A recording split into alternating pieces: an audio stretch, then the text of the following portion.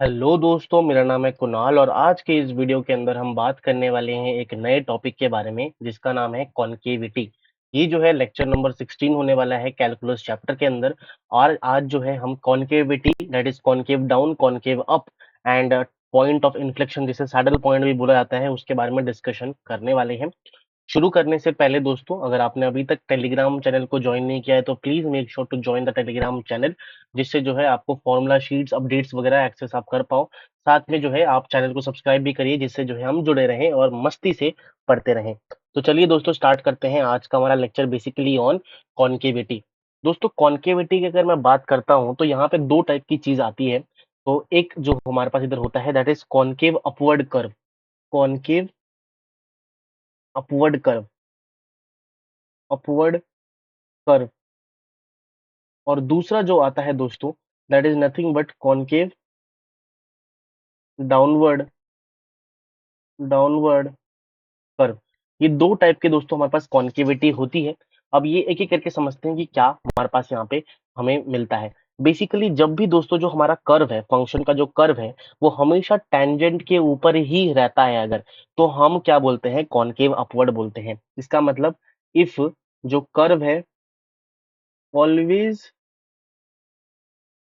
Always lies above tangent, above tangent अगर हमेशा जो हमारा कर्व है वो रहता है तो हम जो है कॉनकेव अपवर्ड बोलते हैं। इन दैट केस जो एफ एक्स का डबल डेरिवेटिव है, जो double derivative of F x है, that is basically greater than, that is basically greater than zero रहता है, तभी जाके कॉनकेव अपवर्ड हमें मिलता है।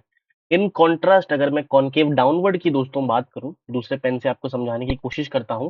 कॉनकेव डाउनवर्ड में हमारे पास क्या होता है, if curve always lie, always lies below, below tangent, below tangent, तो हम इस केस में इसको कॉनकेव डाउनवर्ड बोलते हैं। और इस केस में दोस्तों जो एफ डबल डैश एक्स है, double derivative of F x जो है वो हमेशा लेस देन जीरो रहता है। तो ये दोनों हमने यहाँ पे बताई।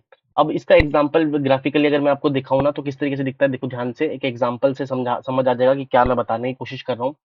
दोस्तों मान लेते हैं कि मेरे पास कुछ फंक्शन, मतलब बेसिकली एक कर्व है, कुछ इस तरीके का कर्व है हमारे पास, ठीक है।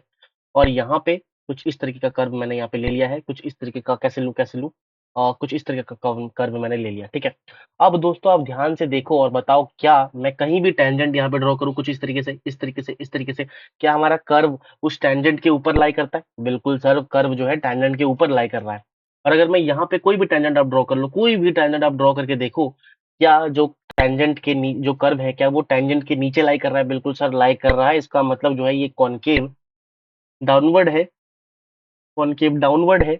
और ये जो है कॉनकेव अपवर्ड हमारे पास फंक्शन है, या फिर आप कह सकते हो कि ग्राफ है या कर्व है, ठीक है। तो ये चीज हमें यहाँ पे पता चल गई है। अब दोस्तों यहीं पे एक नए पॉइंट की भी मैं बात करने वाला हूँ, that is point of inflection. Point of inflection क्या होता है अगर दोस्तों मैं आपको बताने की कोशिश करूं? Point of inflection that is, हम इसको सैडल पॉइंट भी बोलते हैं। क्या बोलते हैं? सैडल पॉइंट्स, सैडल पॉइंट्स भी हमारे पास इधर बोलते हैं। सैडल पॉइंट्स क्या होते हैं दोस्तों? Those points, those points, those points for where graph changes its, changes its concavity. Concavity जब ग्राफ हमारा चेंज करता है, वो वाला जो पॉइंट होता है उसी को हम लोग यहाँ पे सैडल पॉइंट बोलते हैं, ठीक है। इसका मतलब अगर दैट इज अगर मान लो कि हमारे पास x बराबर a में अगर हमारा जो कॉन्केव डाउनवर्ड है वो कॉन्केव अपवर्ड में चेंज हो रहा है, या फिर अगर कॉन्केव अपवर्ड है वो कॉन्केव डाउनवर्ड में चेंज हो रहा है, तो ये हम यहाँ पे बोलेंगे। और यहाँ पे हम ये कंक्लूड भी कर सकते हैं दोस्तों, ये कंक्लूड भी कर सकते हैं, at point of inflection, at point of inflection, neither maxima nor minima, ना मैक्सिमा होता है ना मिनिमा होता है। और मैक्सिमम मिनिमा क्या होता है दोस्तों, हम उसको नेक्स्ट लेक्चर में डिस्कस करने वाले हैं, उसकी चिंता मत करिए। बस अभी के लिए जो है आप इस पॉइंट को ध्यान रखिए। बट इनवर्स नॉट ट्रू यहाँ पे, but inverse not true, inverse not true. अगर बेसिकली सैडल पॉइंट है तो वहां पे मैक्सिमा और मिनिमम दोनों नहीं होंगे, बट अगर दोस्तों मैक्सिमा और मिनिमम नहीं है तो इसका मतलब वो हडल पॉइंट है, ये हम कंक्लूड नहीं कर सकते। इनवर्स ट्रू नहीं है, बट हाँ, जो मैंने आपको बताया पॉइंट ऑफ इन्फ्लेक्शन में मैक्सिमा और मिनिमा नहीं होता है। मैक्सिमा मिनिमा क्या होता है दोस्तों, वो हम नेक्स्ट लेक्चर में देखने वाले हैं। और दूसरी चीज ये, there can be there can be more than one more than one saddle point जो है एक से एक या फिर एक से ज्यादा हो सकते हैं। अब दोस्तों मैं आपको यहाँ पे एक तरकीब सिखा दे रहा हूं। अगर हमें सैडल पॉइंट निकालना है, टू फाइंड सैडल पॉइंट, हमें क्या करना पड़ेगा, या फिर आप कह सकते हो कि to to find point of point of inflection. अगर मेरे को पॉइंट ऑफ इन्फ्लेक्शन यहाँ पे निकालना है तो क्या तरकीब हमारे पास दोस्तों यहाँ पे मौजूद है, वो सर आप थोड़ा सिखा दोगे तो बेहतर रहेगा, वरना क्या ही बोले हम। अब तो पढ़ना है, चाहते हैं पढ़ना, बिल्कुल सर पढ़ लेंगे। अगर दोस्तों मेरे को सैडल पॉइंट निकालना है तो सबसे पहले मेरे को जो फंक्शन दिया होगा, कर्व दिया होगा, उसका जो इक्वेशन है एफ, उसमें मैं एफ डबल डैश एक्स को जीरो के बराबर पुट करूंगा, F double dash x zero के बराबर पुट करूंगा। ट्राई टू फाइंड एक्स, ठीक है, मैंने एक्स, और वो जो एक्स है, फॉर एग्जाम्पल से इट्स अल्फा, मान लो अल्फा हमारे पास एक कोई एक्स की वैल्यू मिल गई जो कि अल्फा है। अब दोस्तों इफ, यहाँ पे मेन चीज है इफ, जो F double dash sorry triple dash alpha की वैल्यू, ट्रिपल डैश दोस्तों फिर से आप डेरिवेटिव निकालो, एफ ट्रिपल डैश की वैल्यू अगर नॉट इक्वल टू जीरो है, और if F triple dash of alpha is equal to zero, तो क्या हम इन्फर कर सकते हैं, तीन डेरिवेटिव निकालने पड़ेंगे दोस्तों सैडल पॉइंट निकालने के लिए।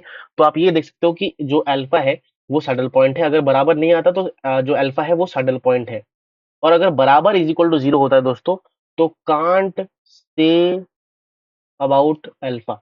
तो सैडल पॉइंट अल्फा तो नहीं है, और मतलब हो भी सकता है नहीं भी हो सकता, हम बता नहीं सकते, we can't determine the value of alpha for which alpha we is a saddle point और नॉट, हो भी सकता है नहीं भी हो सकता, हमें पता नहीं है। तो यहाँ पे सैडल, और एक चीज जो है दोस्तों यहाँ पे नोट कराना चाहूंगा, सैडल पॉइंट जो होता है, सैडल पॉइंट मे और मे नॉट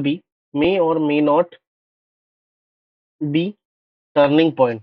जरूरी नहीं है कि टर्निंग पॉइंट जो है वो सैडल पॉइंट हो, वो हो भी सकता है नहीं भी हो सकता, वो कोइंसिडेंस के ऊपर डिपेंड करता है, किसी किसी क्वेश्चंस में हो सकता है, किसी किसी कर्व में हो सकता है, बट जरूरी नहीं है, मतलब जनरलाइज्ड कंसेप्ट नहीं है कि हमेशा जो है सैडल पॉइंट जो है वो हमारा टर्निंग पॉइंट होगा। तो ये भी आपको एक पॉइंट ध्यान रखना है, सैडल पॉइंट अलग चीज होती है और जो टर्निंग पॉइंट होता है वो अलग चीज होती है। सैडल पॉइंट जो है वो पॉइंट होता है जहां पे हमारा जो ग्राफ है वो अपनी कॉन्केविटी को चेंज करता है। तो सैडल पॉइंट कैसे निकालते हैं उसका एक सवाल करेंगे। सबसे पहले आप देख लीजिए कि आज हमने क्या-क्या सीखा, तो हम एक सवाल कर सकते हैं। सबसे पहले हमने दोस्तों कॉन्केविटी की बात की, जिसमें कॉन्केव डाउनवर्ड देखा। जब भी हमारा टैंजेंट जो कर्व है, वो टैंजेंट के नीचे रहता है, तो हम इसको बोलेंगे कि कॉन्केव डाउनवर्ड। और अगर जब भी हमारा जो बेसिकली टैंजेंट है, वो कर्व के नीचे रहता है, तो हम ये बोलेंगे concave upward. Point of inflection क्या होता है, सैडल पॉइंट्स या फिर पॉइंट ऑफ इन्फ्लेक्शन जो भी आप बोलना चाहो, जहां पे हमारा जो ग्राफ है या कर्व है वो हम अपनी कॉन्केविटी को चेंज करता है, और वहां पे हमें नाइदर मैक्सिमा और मिनिमा मिलता है, उसी को हम लोग यहाँ पे सैडल पॉइंट बोलते हैं। और निकालने के लिए हमें सबसे पहले एफ डबल डैश एक्स को जीरो के बराबर पुट करना है, उसमें एक रूट मिलेगा, अल्फा मिलेगा, उसको जो है हमें पुट करके एफ ट्रिपल डैश में पुट करके, अगर वो जीरो के बराबर आता है तो हम अल्फा के बारे में कुछ कमेंट कर नहीं सकते, बट अगर वो जीरो के बराबर नहीं आता तो हम ये कंक्लूड करेंगे कि अल्फा जो है that point is basically a saddle point, that is basically a saddle point. तो अब जो है एक सवाल देखेंगे इसके ऊपर, जिससे आपको जो है और क्लैरिटी मिल जाए कि कैसे जो है हम सॉल्व करेंगे सैडल पॉइंट के सवालों को, ठीक है। तो चलिए देख लेते हैं दोस्तों। तो उम्मीद करता हूं दोस्तों मेरा जो स्क्रीन है वो आप सभी लोगों को विजिबल होगा। अब चलिए देख लेते हैं एक सवाल, जिससे यहाँ पे आप सैडल पॉइंट का कंसेप्ट जो है इजीली समझ पाओ। तो मैंने यहाँ पे एफ एक्स एक एक्स क्यूब ले लिया है, ठीक है, दिस इज अ फंक्शन। तो सबसे पहले हमें यहाँ पे सैडल पॉइंट निकालना है, फाइंड सैडल पॉइंट, सीधे सा क्वेश्चन, सिंपल सा क्वेश्चन, स्ट्रेट फॉरवर्ड क्वेश्चन, ठीक है। तो निकालने के लिए क्या करना पड़ेगा दोस्तों, आंसर यहाँ पे लिख देता हूँ। सबसे पहले आप एफ डैश एक्स निकालो, that is three x square. हमें एफ डैश एक्स का जरूरत नहीं है सैडल पॉइंट निकालने के लिए, तो मैं क्या निकालने वाला हूँ, F double dash of x. हाँ, इसकी जरूरत पड़ सकती है, बिल्कुल सर पड़ेगी, सिक्स एक्स के बराबर आ रहा है। और F of triple dash of x निकालता हूं, दैट इज बेसिकली 6 के बराबर आ रहा है, इतना हमें पता चल गया है। अब दोस्तों मैंने क्या किया, एक्स इसको basically F double dash of x को 0 के बराबर पुट करूंगा और एक्स की वैल्यू निकालूंगा, दैट इज अल्फा। तो 6x को 0 के बराबर पुट किया तो एक्स की वैल्यू हमारे पास 0 आई, एक हमारे पास यहाँ पे अल्फा आया, ये अल्फा इज इक्वल टू 0। तो एट तो यहाँ पे क्या बोलेंगे, at F is equal to triple dash of 0 में अगर मैं अल्फा की वैल्यू पुट करता हूँ, this is not equal to 0, this is not equal to 0 because because this is equal to 6, this is equal to 6, that is not equal to 0। तो hence hence जो हमारा x is equal to 0 है, that is saddle point, क्योंकि मैंने बोला था आपको ऊपर कि भाई अगर 0 के बराबर नहीं आता ट्रिपल डैश एक्स तो हम सैडल पॉइंट बोलेंगे, वरना 0 के बराबर आ जाता है तो कमेंट नहीं कर सकते। तो सैडल पॉइंट दोस्तों हमारे पास इधर हम कंक्लूड कर सकते हैं। तो यहाँ पे therefore x is equal to 0 is a saddle point of F X is equal to X cube, हम ये बोल सकते हैं यहाँ पे, ठीक है।